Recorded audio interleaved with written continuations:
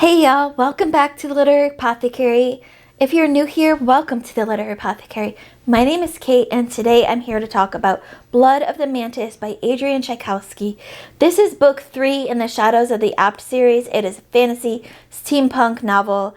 I read this because I read the first 2 books in the series and I liked them, but it took me a while to get back to this series.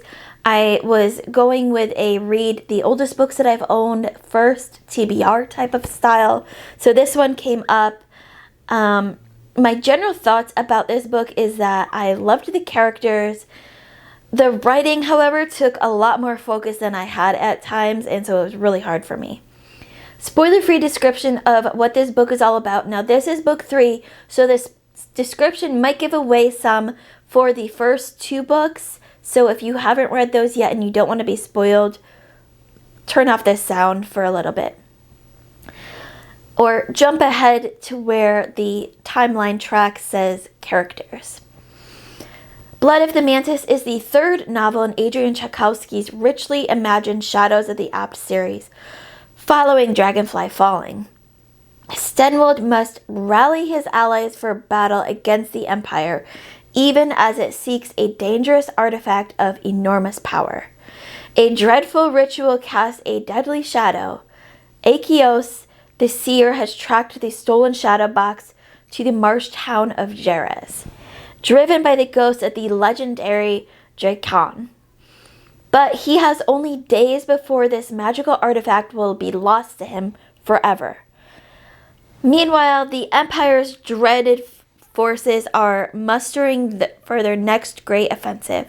Stenwald and followers have only a short time to gather allies before the enemy soldiers march again, conquering everything in their path.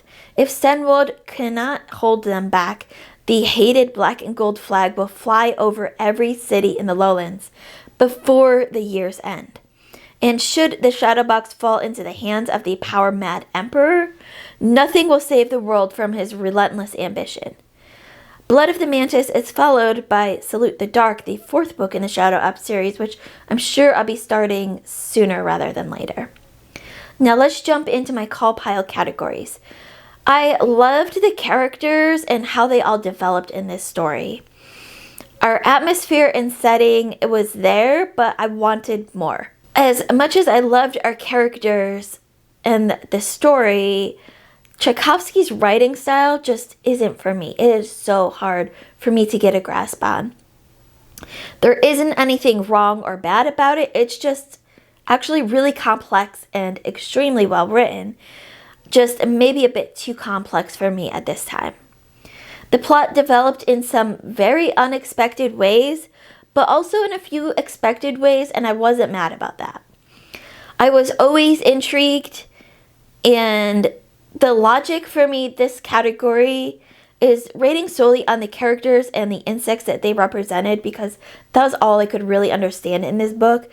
But based on that, it all made logical sense to me. And enjoyment, it just took a lot for my brain to take in. So while I loved our characters and I loved the story, it was really hard read for me, and I know next time when I go into book 4, I'm going to need a really special time to be able to focus on that book. So that's my quick spoiler-free review for Blood of the Mantis by Adrian Tchaikovsky.